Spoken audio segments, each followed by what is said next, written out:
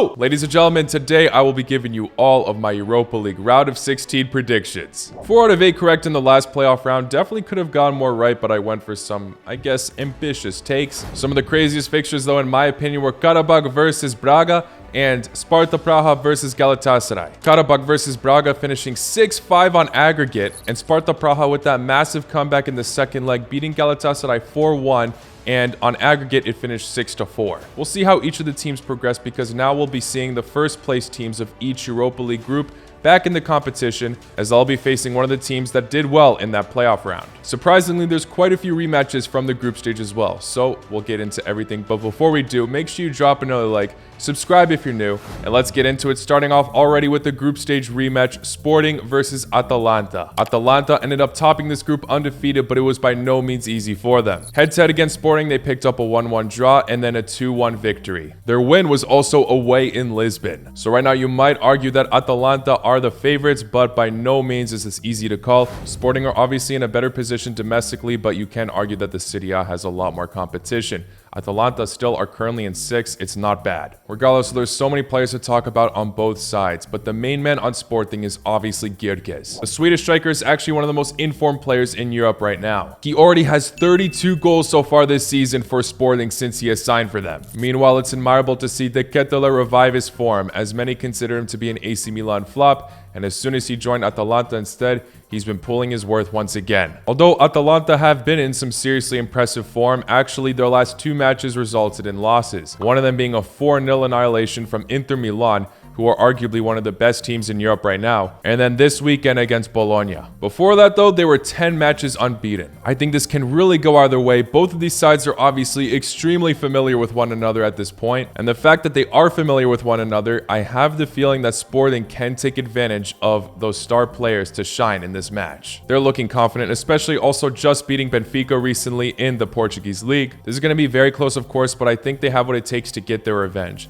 I'm going to say actually in the first leg, Atalanta do the job 1-0, but then in the second, Sporting make the comeback and defeat them 2-0, advancing 2-1 on aggregate. Very much will not be surprised if I'm wrong, but Sporting also seem to have that determination in European football. Let's not forget, they disappointed Arsenal last time around in the Europa League. These matchups are not getting any easier to predict. Now we have Roma versus Brighton. The Jose Mourinho's Roma is still carrying on.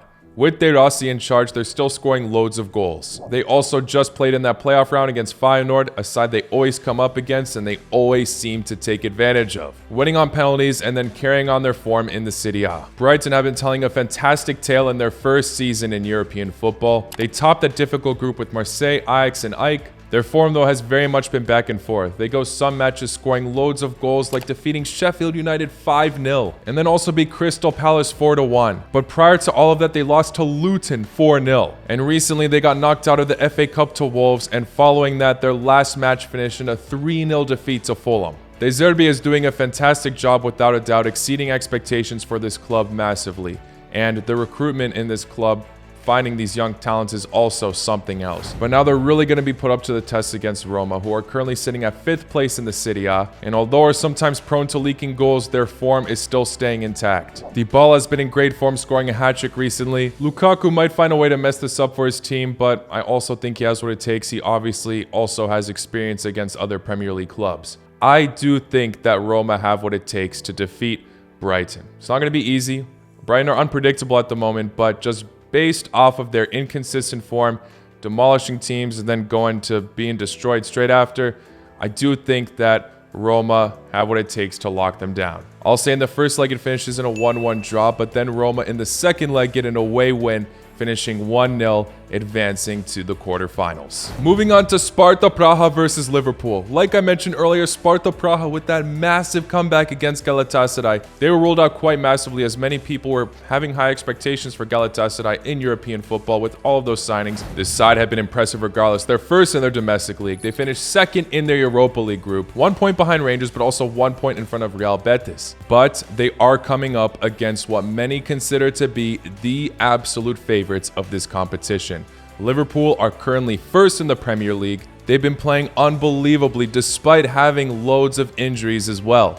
It's going to be interesting to see how Klopp lines this side up, especially the fact that they have to play Manchester City soon as well. Maybe they can have a scare in that first leg, but regardless, I do think Liverpool are the favorites to advance. I'll say despite the injuries, they do it over both legs as well. In the first leg, I'll go for a simple 1-0 victory, and in the second, they get a more comfortable one, 3-1 at Anfield. Definitely do not want to sleep on Sparta Prague, especially after their incredible comeback against Galatasaray, but I think most of us can agree that Liverpool should be the ones advancing. Moving on now to Karabakh versus Bayer Leverkusen, another group stage rematch. Bayer Leverkusen, at the time of this recording, are the only side in the top 5 leagues to remain undefeated. They also went undefeated in their Europa League group with 6-for-6 wins, crushing some of the teams they played as well. They defeated Karabakh 5-1 the first time they faced them. Although Boniface is injured, the squad is still pulling together wonderfully. The way Xabi Alonso utilizes those fullbacks are sensational. They definitely look like the favorites in this, especially due to the history, but let's not absolutely sleep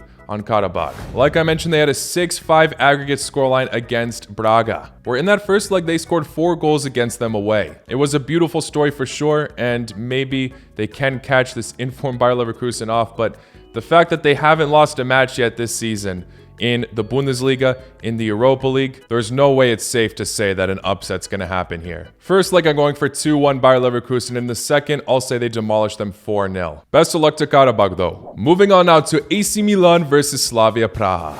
AC Milan, one of the Champions League sides to be now in the Europa League after they played in that playoff round against Rennes where they won 5-3 on aggregate. The second leg, they did lose, though, 3-2, but still, obviously, they advanced because they won the first leg 3-0. The form has been alright overall, but sometimes just a bit too shaky. They conceded 4 goals recently against Monza, for example, but with Olivier Giroud being in some incredible form, 12 goals and 8 assists in the Serie A so far this season, along with the other attackers pulling their weight as well. AC Milan were already unlucky to be in the group of death in the Champions League and did put off some good fights there, including defeating PSG. But let's not forget that Slavia Prague topped the Europa League group over another Italian club, Roma. They were able to beat each other once with a 2-0 scoreline going each of their ways. Slavia Prague were truly scoring goals for fun in the Europa League group stage, and I do see them actually winning one of these legs against AC Milan, but at the end, it doesn't go their way. I guess I'm going for a similar encounter to what happened when AC Milan faced Rennes in the playoffs. I'll say AC Milan win the first leg 3-0, and then the second when they go to Prague, they lose 2-0.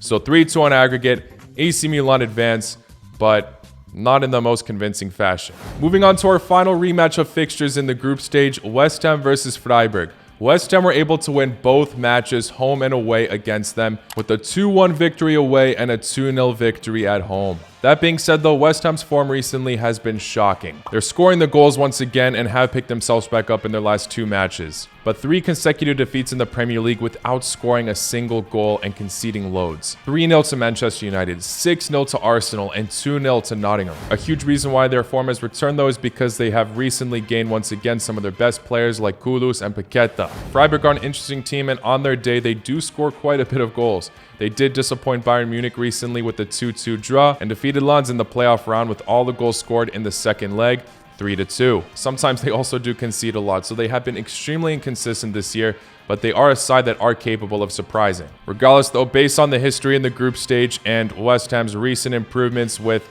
the players that have been returning, I do think that they will advance to the quarterfinals. The Conference League champions should be able to do it over both legs. In the first one, I'm saying they'll grab a 2-1 victory away, and in the second, once again, 2-1. Moving on now to Benfica versus Rangers. I gotta say, despite Benfica making it this far in the tournament, they've really been disappointing me in European football. Doing it at the very end in their Champions League group to be in the Europa League in the first place, they were losing so many matches at the beginning, and they finally clutched up on the final match day. Then in the playoffs against Toulouse, honestly, they played so poor in the second leg, barely advancing over them. It finished 0-0, and they were holding on to a 2-1 victory in the first. And no offense to Toulouse, but it just should have been better given Benfica's standards, and it's not going to be any easier against Rangers. Since they appointed Felipe Clement, they have only lost 1 match. James Tavernier has continued to prove that he's one of their best players. Benfica, yes, are still in the title race for Portugal, but really all season they have not been convincing to me. Not to mention they also just lost 5-0 in O Clásico. They really just have those moments of underperforming, and then they slightly bounce back, but still just narrowly. If this were last season, I'd give it to Benfica any day, but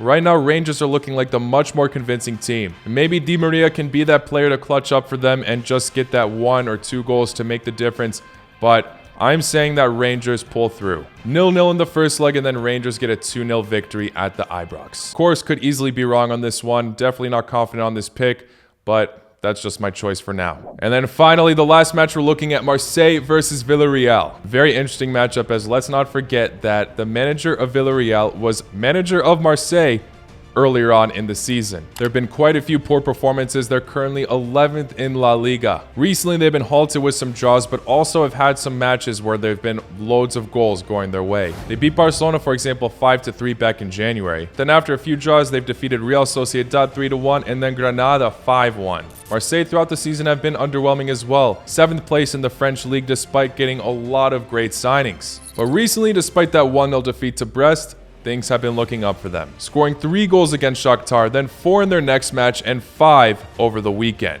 Aubameyang's just been in very solid form ever since they sacked their manager. But at the same time, Villarreal's manager Marcelino definitely knows the fixture he's going into.